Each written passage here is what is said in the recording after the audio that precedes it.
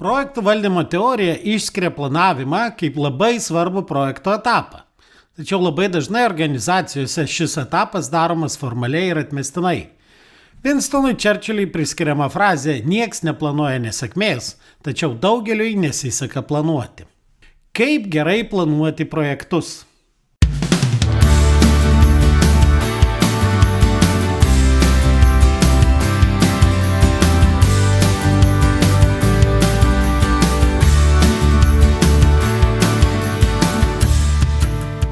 Sveiki, jūs klausotės podcasto Nuo amato prie verslo, kuriame tikima, kad verslas turi būti pajamų, pasiekimų ir pasitenkinimo šaltinis, o ne tik kelti stresą ir deginti laiką.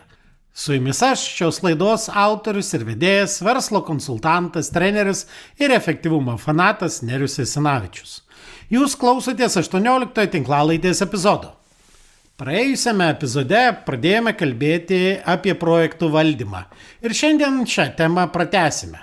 Primenu, jeigu turite klausimų apie projektus, jų valdymą, siųskite tuos klausimus man elektroniniu paštu nerius@amver.lt nerius@amver.lt. Taip pat kviečiu registruotis į webinarus projektų valdymo tema. Ir daugiau informacijos apie tai galite rasti www.amverklubas.lt/projektai. Pokalbį apie projektų planavimą pradėsiu nuo keletos labai žymių projektų istorijų.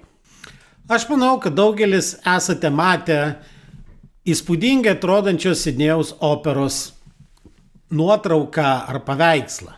Iš tikrųjų, tai yra vienas iš didžiausių ir geriausiai žinomų Australijos simbolių, kurio statybos projektas startavo 1959 metais.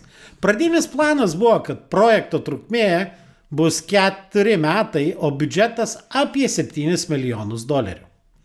Tačiau projektas užtruko iki 1973 metų ir kainavo virš $100 milijonų. Nepaisant beveik 4 kartus ilgiau trukusio projekto ir 10-eriopai išaugusio projekto biudžeto, po atidarymo, kuriame dalyvavo ir jos didenybė karalienė Elžbieta, paaiškėjo, kad teatro akustika visiškai yra netinkama ir reikėjo dar papildomai investuoti tam, kad pritaikyti teatro akustiką, kad operos galėtų skambėti normaliai. Žinoma, galima sakyti, kad tai buvo tikrai neeilinis projektas, niekada toks nebuvo statytas ir dėl to buvo neįmanoma numatyti įvairiausių dalykų, todėl projektas ir kainavo daug brangiau negu pradžioj planuota ir užtruko daug ilgiau negu planuota. Bet pasižiūrėkime į kitą projektą. Empire State Building, vienas žymiausių Niujorko pastatų, yra 443 metrų aukščio. Pastatas buvo pastatytas 1931 metais Niujorke ir tuo metu buvo laikomas aukščiausių pastatų pasaulyje ir tokių išbuvo iki 1970 metų, kai jį pralenkė pasaulio prekybos centras tam pačiam Niujorke. Iki dabar Empire State Building vis dar yra įžymus ir populiarus Niujorko miesto simbolis bei labai svarbi turistinė lankytina vieta. Tačiau įdomiausia tai, kad šito pastato statyba užtruko tiek, kiek buvo planuota ir neviršijo pradinio biudžeto. Pastatas buvo pastatytas per 410 dienų nuo 1930 metų kovo mėnesio 17 dienos iki 1931 metų gegužės 1 dienos, kada ir buvo šito pastato atidarimas.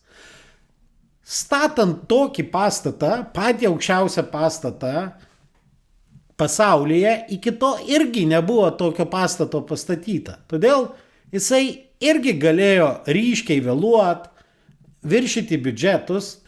Tačiau skirtingai nuo Sidnėjaus operos, Empire State Building projektas laikomas sėkme ir pavyzdiniu projektu, kaip galima padaryti labai sudėtingą projektą, neviršijant biudžeto ir neatsiliekant nuo grafiko. Ir esminis šių projektų skirtumas yra tai, kaip tie projektai buvo planuojami. Beje, mano klausimas klausytojams, kaip jūs manot, kada projektas pradeda vėluoti? Atsakymas į šitą klausimą labai paprastas. Projektas pradeda vėluoti ir vėluoja tada, kai pasibaigia projektui suplanuotas laikas. Kodėl tai nutinka, priežasčių gali būti daug. Bet iš tikrųjų, projektas pavėluoja tik vienu atveju, kai pasibaigia projektui suplanuotas laikas. Ir projekto vėlavimo priežastys iš tikrųjų nėra labai sudėtingos. Arba mes turime blogą planą, arba mes tiesiog blogai įgyvendiname.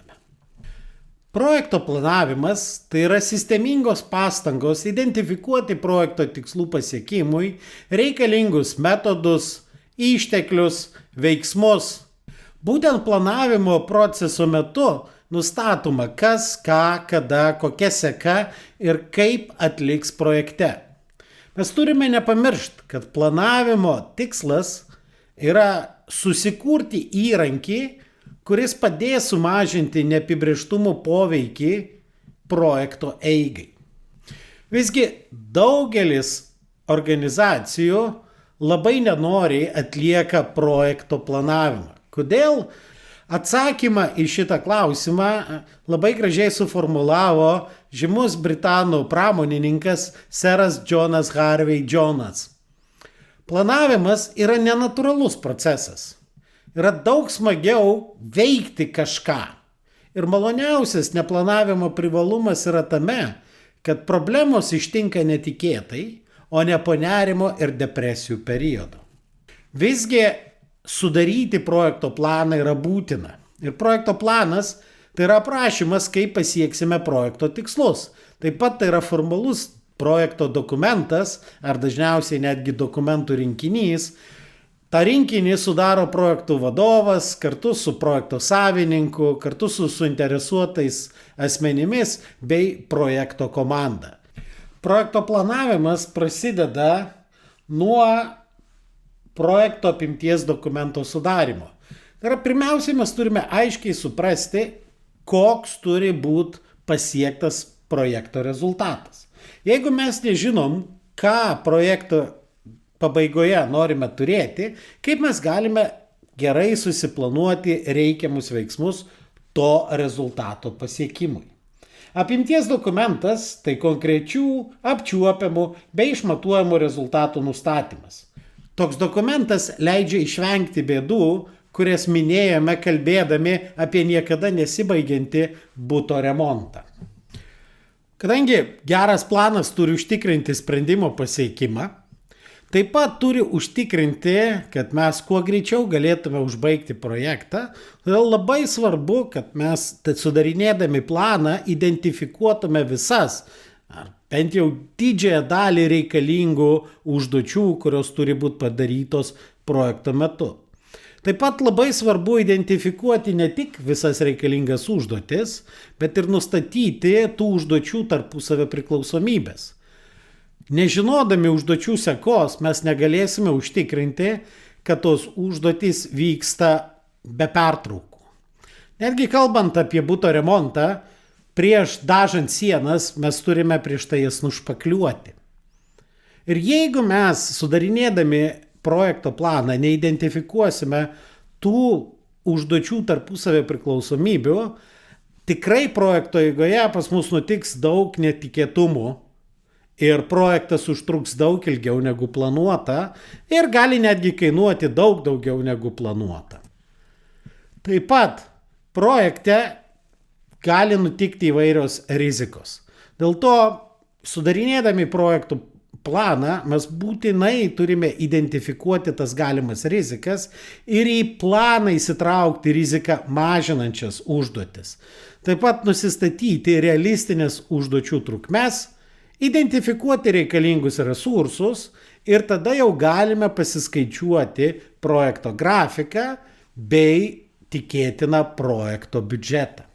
Taigi mes jau aptarėm 3 projekto plano dokumentus arba projekto plano dalis. Tai yra projekto apimties dokumentas, kuris nusako, ką mes norime pasiekti šio projekto pabaigoj.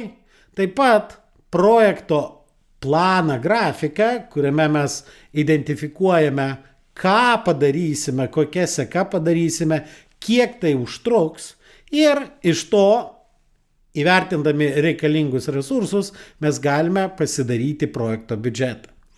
Tačiau prie šitų 3 dokumentų mums būtinai reikia turėti dar 2 projekto plano elementus. Labai svarbus projekto plano elementas yra rizikos valdymo planas. Rizikos ignoravimas yra viena iš dažnų priežasčių, dėl ko projektai ryškiai viršija biudžetus ir užtrunka daug ilgiau negu planuota. Apribojimų teorijos kūrėjas Eliyahu Goldratas mėgdavo juokauti, kad visada planavime reikia vadovautis 3 planavimo taisyklėmis. Pirma taisyklė buvo būk paranojiškas. Antra taisyklė būk paranojiškas. Bet trečia taisyklė nebūk isteriškas. Mes turime saugotis galimų netikėtų įvykių, todėl rizikos valdymas yra būtina projekto plano dalis. Kas tai yra rizika? Rizika tai pavojus gresiantis arba galintis nutikti tam tikrom silpnom projekto vietoms ir galintis sukelti padarinių. Jeigu mes žinome, kad kas nors tikrai atsitiks, tai nėra rizika. Rizika tai yra tam tikra tikimybė, kad gali atsitikti. Nes jeigu tai tikrai atsitiks, tai jau ne rizika, tai yra faktas. Kaip užduočių sąrašas nėra projekto planas, taip ir rizikų sąrašas nėra rizikos valdymo planas. Geras rizikos valdymo planas apima ne tik tai rizikos identifikavimą, bet taip pat apima ir veiksmus rizikos suvaldymui. Veiksmai gali būti keleto tipų. Mes galime imtis kažkokių veiksmų siekdami sumažinti rizikos pasireiškimo tikimybę. Kaip pavyzdžiui, jeigu mes užsiemame statybiniais darbais ir viena iš galimų rizikų, kad gali būti neigiamos temperatūros lauke. Tai rizikos mažinimas reiškia perplanuot darbus taip, kad visi darbai vyktų vasarą. Taip pat mes galime imtis arba planuoti veiksmus ne tik rizikos mažinimui, bet pasiekmių mažinimui. Tai yra nusimatyti, ką mes darysime, jeigu tas netikėtumas, tas nemalonumas atsitiks, jeigu rizika pasireikš. Taigi, darydami rizikos valdymo planą, mes turime identifikuoti galimas rizikas, jų pasireiškimo tikimybę, galimą žalą arba poveikį mūsų projektui ir suplanuoti veiksmus. Tik tada mes galime sakyti, kad turime rizikos valdymo planą, o ne tik rizikų sąrašą. Vertindami rizikas, turime atsižvelgti į galimus rizikos šaltinius. Kokie tai galimi rizikų šaltiniai? Vienas iš rizikos šaltinių tai yra žmonės. Jie gali susirgti, jie gali padaryti klaidų, jie gali tiesiog išeiti iš mūsų įmonės. Kitas rizikos šaltinis yra technologinis. Kiekviena technologija gali ar įrengimai sugesti, neveikti ar padaryti kažkokį broką. Taip pat gali būti finansinė rizika. Gali pasikeisti valiutų kursai, mūsų projekte numatytų medžiagų kainos, gali pasikeisti finansavimo kaina, tai yra bankinės palūkanos ir panašiai. Taip pat rizika gali būti ir įstatyminė ar teisinė, gali keistis teisinis reguliavimas, atsirasti kažkokie papildomi reikalavimai ir panašiai. Taip pat gali būti organizacinė rizika, kad gali būti, jeigu mes darome projektą didelėje organizacijoje, gali vykti reorganizacija ir panašus pokyčiai.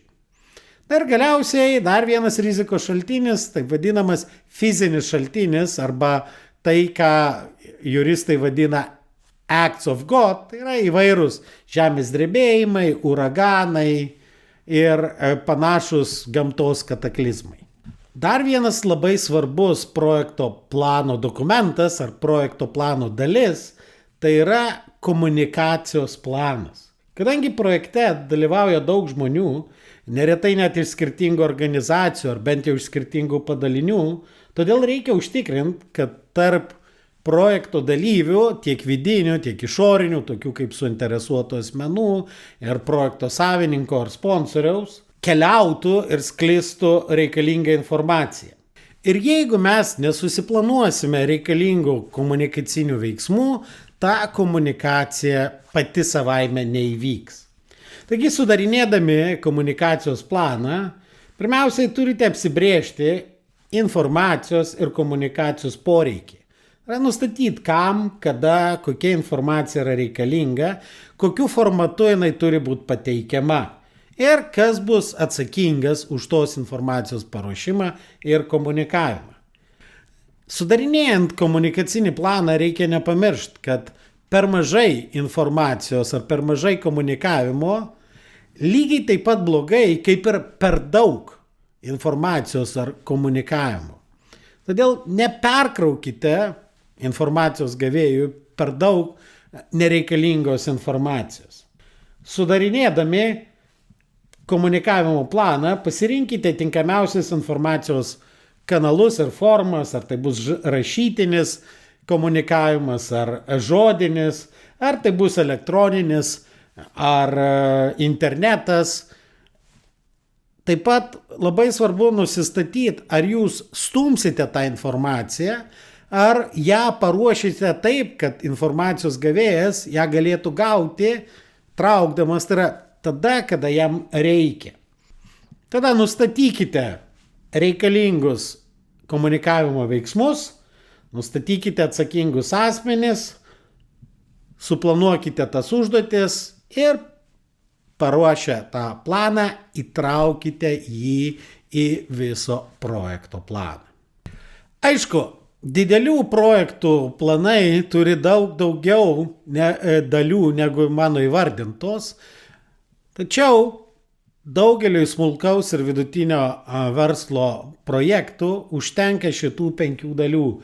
Tai yra apimties dokumentas, darbų grafikas, skaitant tam tikras tarpinės datas, su užduočių seka ir tarpusavio priklausomybėmis, projekto biudžetas, rizikos valdymo planas ir komunikacinis planas.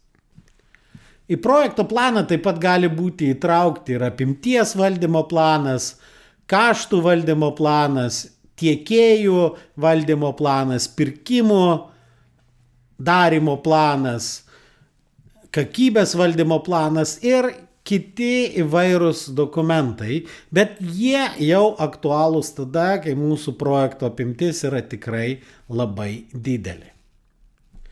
Taigi, turėdami gerą projekto planą, galime pradėti projekto vykdymą ir užtikrinti kontrolę. Jeigu jūs neturite gero projekto plano, jūs negalėsite užtikrinti gero projekto vykdymo ir geros kontrolės. Jeigu norite detaliau sužinoti apie projektų planavimą, kviečiu į projektų valdymo kursus, kurie vyks gegužės 23 dieną Vilniuje. Daugiau informacijos galite rasti tinklapyje www.toc.lt/mokymai arba peržiūrėdami nemokamą webinarą adresu amverklubas.lt/projektai. Na, o šiandien tiek ir iki kitos laidos, kurioje kalbėsime apie tai, kokios klaidos atsitinka įgyvendinant projektus. Dėkoju, kad klausėtės.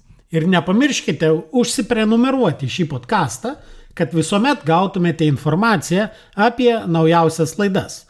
Taip pat būsiu labai dėkingas, jei įvertinsite šį podcastą palikdami atsiliepimą savo įprastoje podcastų platformoje. O jei pažįstate kažką, kam jūsų nuomonė šis podcastas būtų naudingas, būtinai pasidalinkite. Iki!